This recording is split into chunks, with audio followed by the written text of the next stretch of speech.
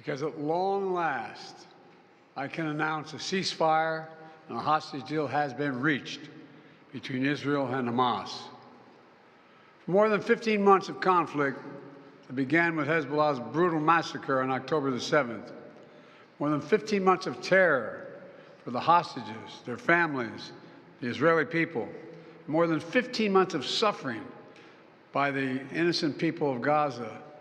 Fighting in Gaza will stop, and soon the hostages will return home to their families. The elements of this deal were what I laid out in detail this past May, which was embraced by countries around the world and endorsed overwhelmingly by the UN Security Council. The deal is structured in 3 phases. Phase 1 will last 6 weeks. It includes a full and complete ceasefire, a withdrawal of Israeli forces from all the populated areas of Gaza, and the release of a number of hostages held by Hamas, including women and elderly and the wounded. And I'm proud to say Americans will be part of that hostage release in Phase 1 as well. And the Vice President and I cannot wait to welcome them home.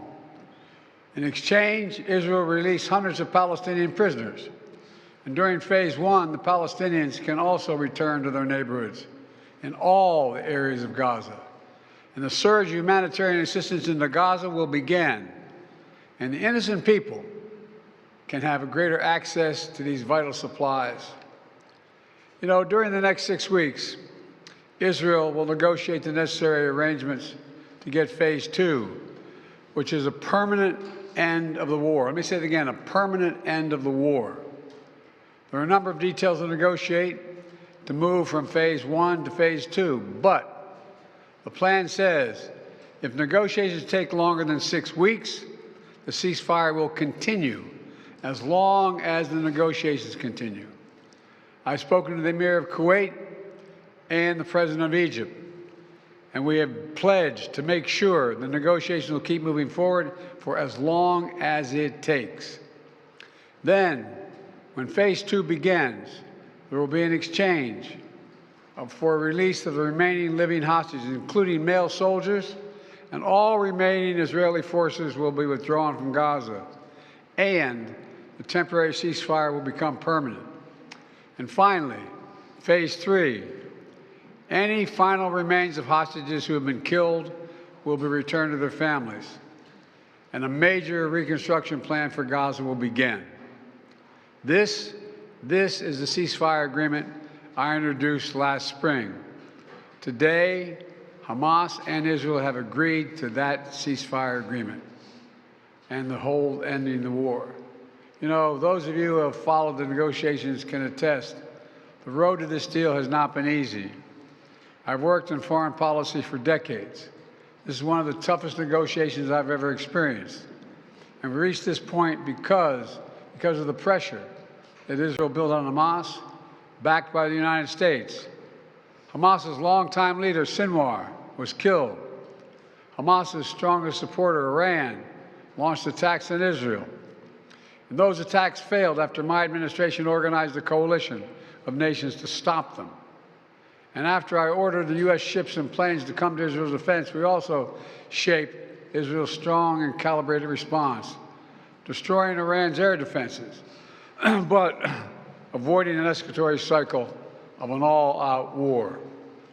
The United States also organized a coalition of 20 countries to stand up to attacks by the Houthis, including their missile attacks in Israel. Then Hezbollah, another of Hamas's strongest backers, was significantly weakened on the battlefield, and its leadership was destroyed. With our support, Israel negotiated a ceasefire with them, and after that, Lebanon finally elected a new president who's not beholden to Hezbollah, and he can begin a new chapter for the Lebanese people. All told, these developments in the region, which the United States helped to shape, changed the equation. And so now, the terror network that once protected and sustained Hamas is far weaker. Iran is weaker. Iran is weaker than it's been in decades. Hezbollah is badly degraded. And after more than 15 months of war, Hamas's senior leaders are dead. Thousands of Hamas fighters are dead. And the military formations have been destroyed. With nowhere to turn, Hamas finally agreed to releasing hostages. You know, there was no other way for this war to end than with a hostage deal.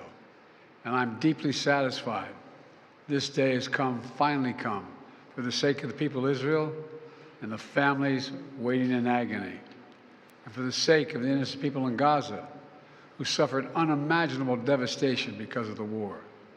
The Palestinian people have gone through hell. Too many innocent people have died. Too many communities have been destroyed. In this deal, the people of Gaza can finally recover and rebuild. They can look to a future without Hamas in power. You know, the Bible says, blessed are the peacemakers. Many peacemakers helped make this deal happen, including an extraordinary team of American diplomats who have worked nonstop for months to get this done. Secretary Blinken led the effort. Secretary Jake Sullivan, National Security Advisor Jake Sullivan, Bill Burns, John Feiner, Brett McGurk, Amos Hochstein, and the Vice President worked relentlessly as we work to deliver this deal. I'd also note this deal was developed and negotiated under my administration, but its terms will be implemented, for the most part, by the next administration. In these past few days, we've been speaking as one team. This has been time of real turmoil in the Middle East. But as I prepare to leave office, our friends are strong, our enemies are weak, and there's a genuine opportunities for a new future. In Lebanon, there's an opportunity for a future, free from the grip of Hezbollah. In Syria, a future free from the tyranny of Assad. And for the Palestinian people, a credible pathway to a state of their own. And for the region, a future of normalization, integration of Israel and all its Arab neighbors, including Saudi Arabia.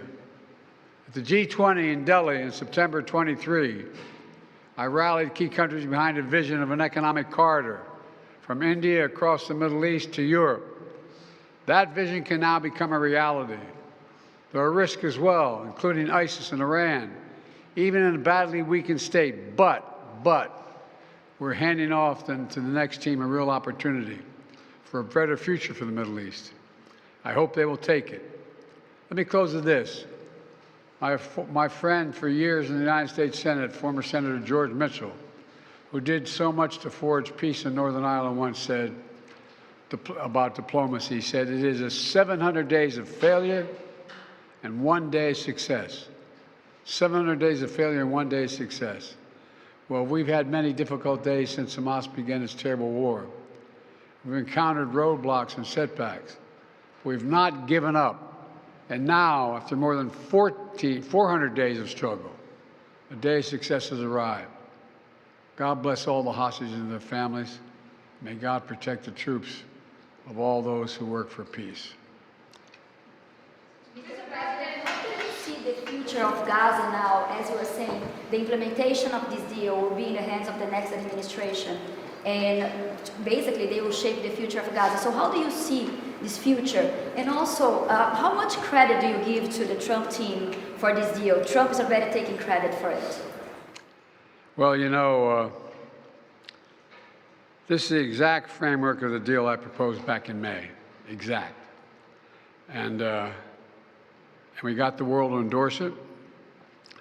Secondly, it's America's support for Israel that helped them badly weaken Hamas and its backers and create the conditions for this deal. And thirdly, I knew this deal would have to be implemented by the next team, so I told my team to coordinate closely with the incoming team to make sure we're all speaking with the same voice, because that's what American presidents do. Tell us how many Americans will be in the, how many Americans will be released when the hostages are being released? All the exact detail of how many people are being held, how many bodies will be returned and less, will all be forthcoming. All of it, all of it. Thank you. Mr. President, what's your level of confidence that this deal will hold? I'm confident. Who does the Thank history you. books credit for this, Mr. President, you or Trump? Is that a joke? Oh, thank you. Thanks, sir.